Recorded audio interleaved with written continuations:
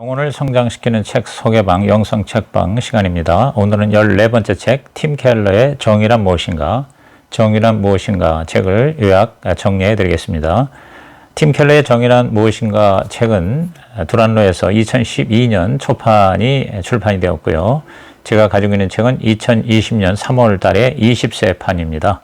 304페이지고요. 정가는 14,000원입니다.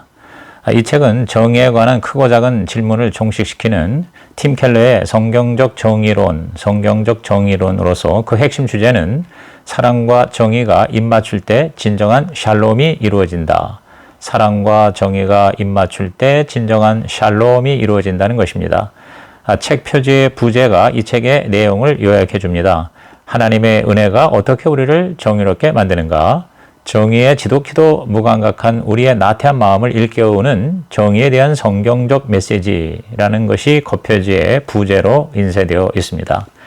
원서의 제목은 Generous Justice, 즉 은혜로운 정의 혹은 자비로운 정의라고 되어 있고요. 다시 말해서 은혜와 정의가 이 책의 키워드라고 할 수가 있습니다. 책 앞뒤 날개에 나와 있는 책 소개를 한번 읽어보겠습니다. 이 책은 정의를 둘러싼 교회 안팎의 논쟁과 질문에 대한 근본적이고도 탁월한 대답이다. 또한 개인의 구원과 사회적 책임 사이에서 갈팡질팡하는 크리스찬에게 시원한 답을 준다. 이 책이 더욱 놀라운 것은 정의 뒤에 숨은 인간의 나약함을 드러낼 뿐 아니라 우리들의 고민을 보듬어 안고 은혜 안에서 정의를 실천할 길을 열어주었다는 것이다. 누구를 위한 책인가? 라는 질문에 대해서 첫째, 정의에 관심은 있지만 자신의 삶으로 연결시키지 못하는 사람들. 둘째, 개인 구원과 사회 구원은 같이 가기 어렵다고 생각하는 사람들. 셋째, 교회가 사회 정의를 추구하는 대열에 더 깊이 뛰어들려면 신학적인 강조점을 바꿔야만 한다고 믿는 사람들. 그리고 마지막 네 번째, 종교가 모든 것을 오염시켰으며 특히 기독교는 모든 부조리의 온상이라는 의심의 눈초리를 보내는 사람들을 위해서 쓰여진 책이라는 겁니다.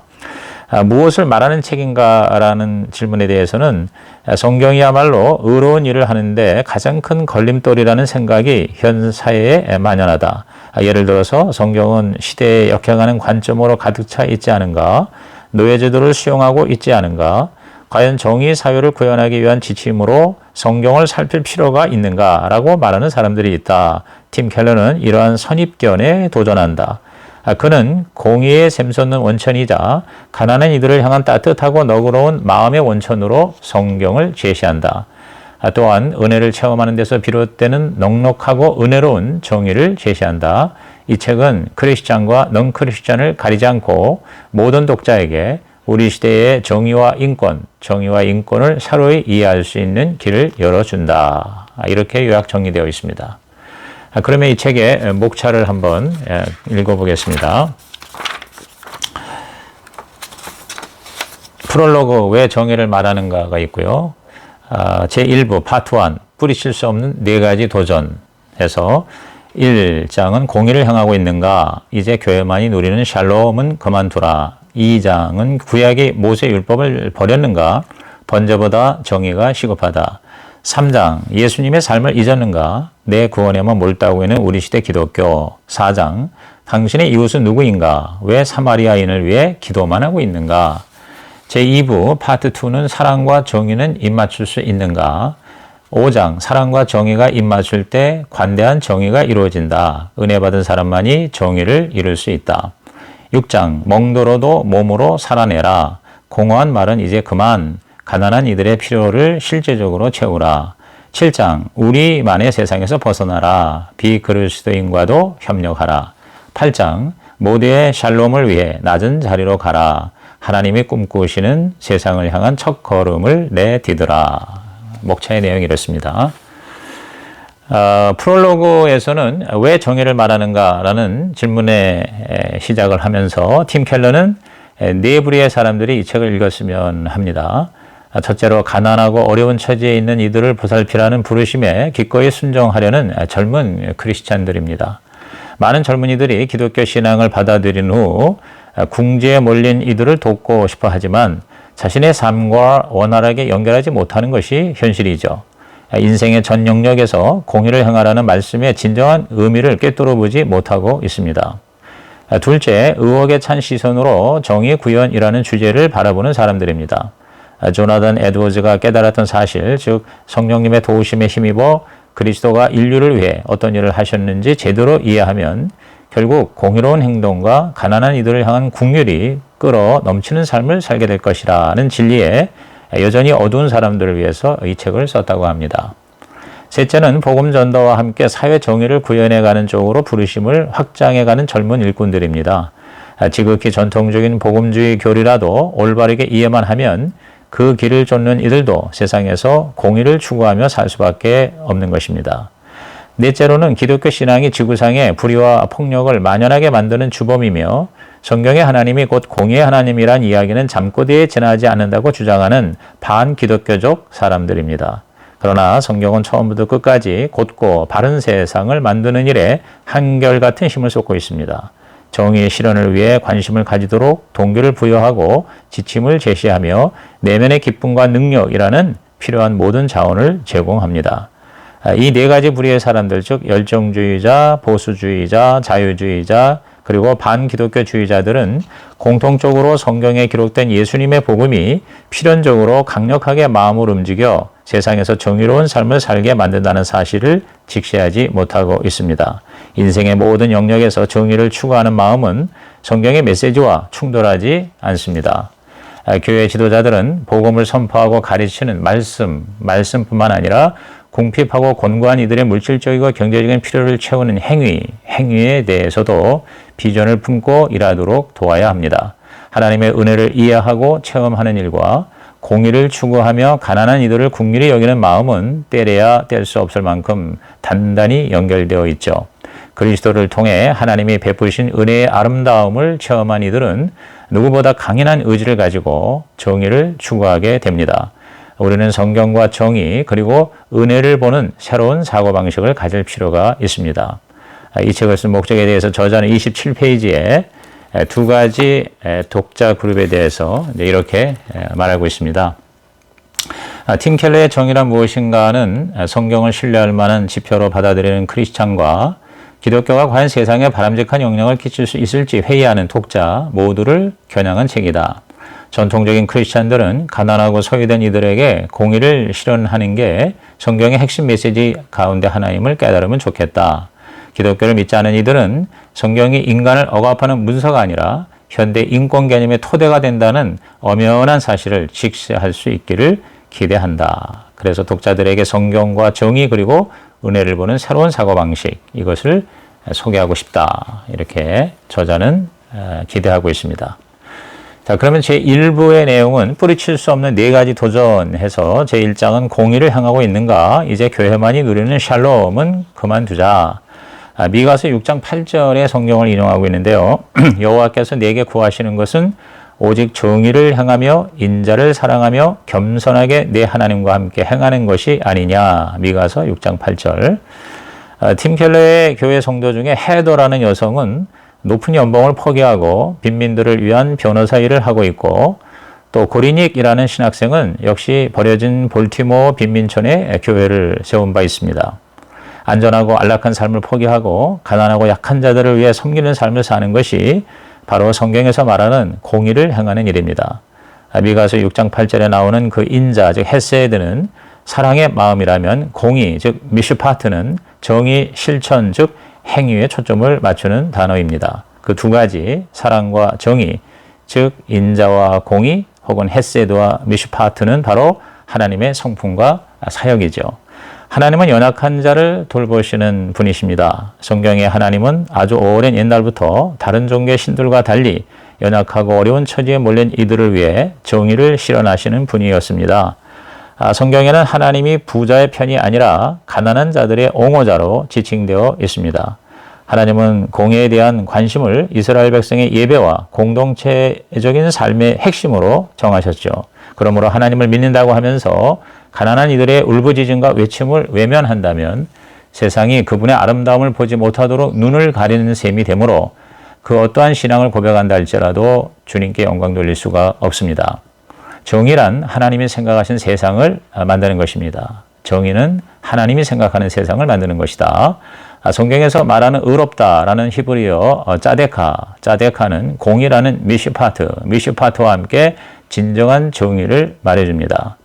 짜데카는 기초정의입니다. 즉 하나님과 올바른 관계를 맺는 것이죠. 반면에 미슈파트는 교정정의입니다. 잘못을 저지른 이에게는 벌을 내리고 부당한 대우를 받은 희생자는 보살펴 주는 것이죠. 개인적으로 하나님을 믿어 의로워지면 사회적으로 공정하고 공평하고 관대한 삶을 살게 되는 것입니다. 다시 말해서 짜데카 하면 미슈파트 하게 되는 것입니다. 짜데케 하면 미슈파트 한다. 짜데카와 미슈파트라는 두 단어가 결합되어 나타날 때 그 의미를 가장 잘 담아낼 수 있는 단어가 바로 사회정의라고 할 수가 있습니다. 정의의 속살은 너그러운 마음가짐입니다. 그것은 선택적인 자선 이상의 것입니다. 자신이 가진 것을 형편이 어려운 이들과 너그러운 마음으로 또 성심껏 나누지 않으면 강도나 다름없습니다. 하나님의 피조물로서 저마다에게 마땅히 돌아가야 할 몫을 나눠줄 때 비로소 정의가 실현됩니다. 공의를 행하는 데는 잘못을 바로잡는 일뿐만 아니라 사람들, 특히 가난하고 연약한 이들을 포용하며 사회적인 관심을 갖는 일도 포함됩니다. 그렇게 살다 보면 저절로 하나님의 성품을 드러나게 되어 있습니다. 제2장은 구약의 모세 율법을 버렸는가? 번제보다 정의가 시급하다. 이런 제목하에 디모데후서 3장 16절을 인용합니다. 모든 성경은 하나님의 감동으로 된 것으로 교훈과 책망과 바르게 함과 의로 교육하게 유익하니. 디모데후서 3장 16절. 크리스찬이라면 구약의 계명을 다 지킬 필요는 없지만 그 기본 원리는 따라야 합니다. 율법의 원리를 지켜야 하는 이유는 그 율법 조항들이 하나님의 성품의 토대를 두고 있는데 그분의 성품은 영원토록 변함이 없기 때문입니다. 구약의 이스라엘이 공의를 실천하는 공동체였던 것처럼 신약의 교회 역시 가난한 이들에게 똑같은 관심을 보였습니다. 크리스찬이라면 교회 구성원으로서 뿐만 아니라 각기 속한 사회의 시민으로서도 삶과 행동을 통해 주님의 뜻을 드러내도록 성실하게 노력해야 합니다. 하나님은 가난한 이들에게 깊은 관심을 가지신 나머지 이스라엘 민족에게 그와 관련된 수많은 법 규정들을 주셨습니다. 그 명령을 다 이행한다면 영구적인 최하층 계급은 이 세상에서 완전히 사라질 것입니다. 구약의 이삭줍기, 11조, 31조, 안식년, 희년 등은 사회의 가난하고 불쌍한 사람들을 자유케 하는 하나님 마음의 표현들입니다. 성경은 가난을 대단히 복잡한 현상으로 보고 있습니다. 그것은 개인적인 문제 이상의 것입니다. 그러므로 한 사회의 빈곤 문제를 해결하기 위해서는 공적이고 사회적인 조치들과 영적이고 인격적인 수단들이 포괄적으로 어우러져야 합니다. 가난의 문제를 개인 이상의 사회 구조적인 눈으로 봐야 한다는 것에 대해서 76페이지의 주장을 한번 읽어보겠습니다.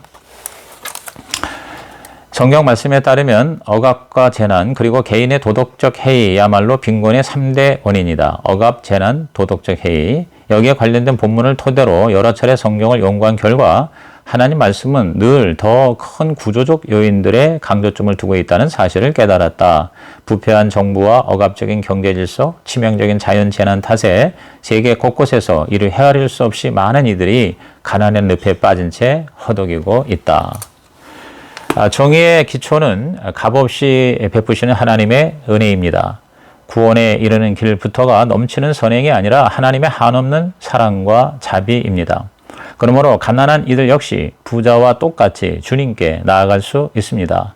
주님의 너그러우심 그리고 값없이 베푸시는 구원 이야말로 정의 사유를 떠받치는 주춧돌입니다. 성막과 제사의 지루한 규정들이 다 그러한 하나님의 마음의 표현이죠. 공의를 추구하시는 하나님의 마음은 이스라엘 백성의 삶 구석구석까지 깊이 스며들어 있습니다. 오늘을 사는 크리스찬들의 삶에도 똑같은 일이 일어나야 합니다.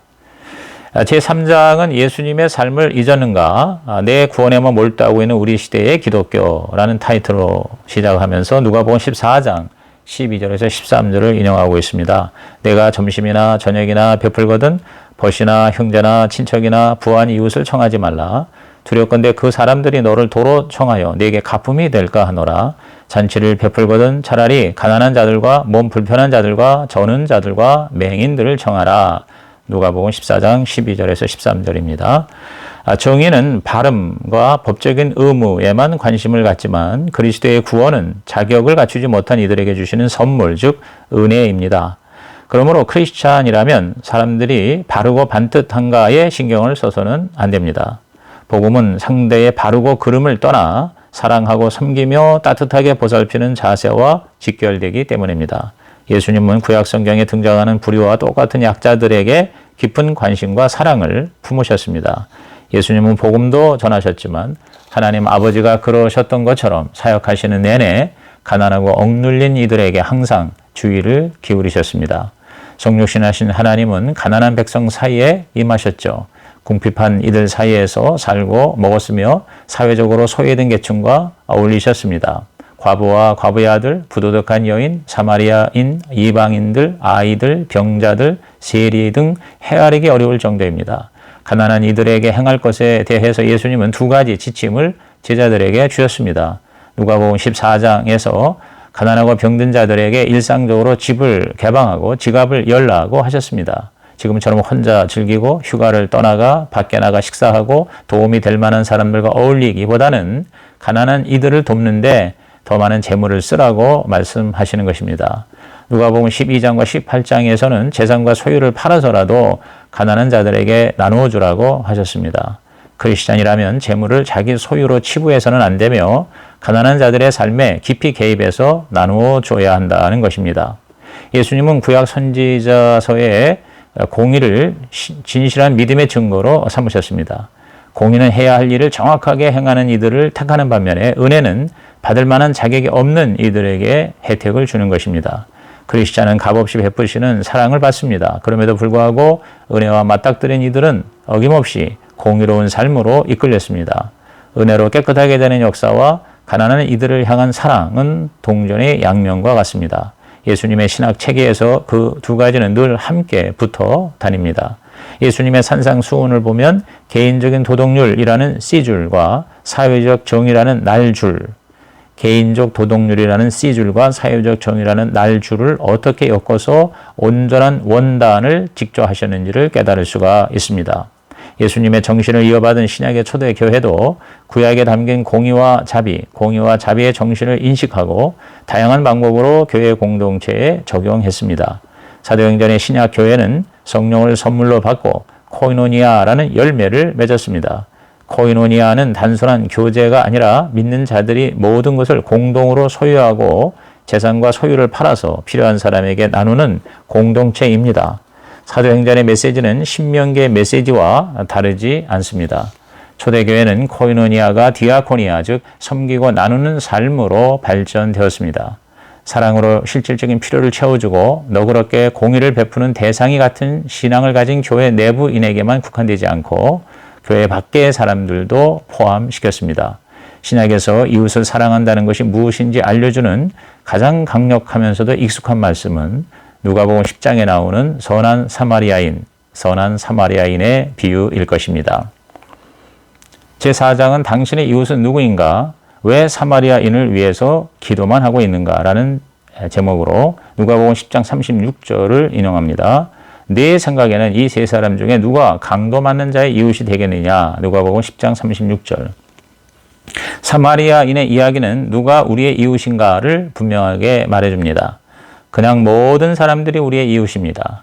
예수님은 이 이야기에서 사랑이란 사마리아인이 목숨 걸고 발길을 돌렸던 것처럼 연약한 이들이 삶에 희생적으로 개입하는 것이라고 설명하셨습니다. 예수님은 사랑하는 방법뿐만 아니라 사랑의 대상에도 제한을 두지 않으셨습니다. 주님은 유대인을 돕는 사마리아인을 비유의 주인공으로 삼으셨습니다. 누가 됐든 곤궁한 처지에 빠진 자들이 바로 이웃이라는 메시지를 전달하는데 그만큼 강력하고 효과적인 방법은 없었을 것입니다. 믿음 안에서 형제 자매가 된 사람들이 아니라 그냥 모든 사람들이 바로 우리의 이웃이라는 것입니다.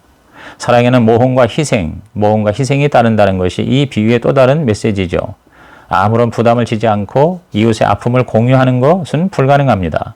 조나단 에드워즈는 가난한 이들은 성질이 나빠서 고마워할 줄 모른다거나 제 잘못으로 궁핍해진 걸 어쩌겠느냐는 따위의 이야기들은 부질없다고 주장합니다. 이에 대해서 예수님의 마음을 가져야 된다고 주장하는 118페이지의 글을 읽어보겠습니다.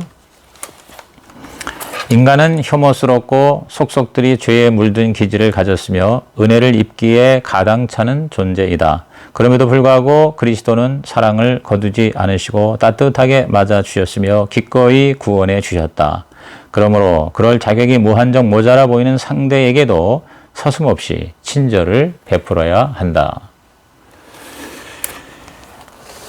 우리의 이웃이란 어려운 상황에 빠진 모든 이들입니다. 인간은 누구나 길에서 죽어가고 있는 존재입니다. 영적으로 볼 때 허물로 죽은 자들이죠. 그러나 그리스도는 친히 이 위험천만한 세상에 오셨으면 인간의 길을 따르셨습니다. 사마리아 사람처럼 그저 위험을 감수하는 데 그치지 않고 자신의 생명을 값으로 지불하신 거죠. 예수님은 선한 사마리아인에 투사된 위대한 사마리아인이십니다. 이웃사랑을 베풀기 전에 우선 그 사랑을 받아야 합니다. 내내 적대시했던 분을 통해 은혜로 구원받았다는 사실을 뼛속 깊이 깨달아야 세상에 나가 상대를 가리지 않고 공경에 처한 이들을 돕게 됩니다. 예수님이 부어주시는 한없이 높고 깊은 이웃사랑을 실감하면 성경이 가르치는 대로 누군가의 이웃이 되는 삶을 시작할 수가 있는 것입니다. 이상 팀 켈러의 정의란 무엇인가 1부를 마치겠습니다.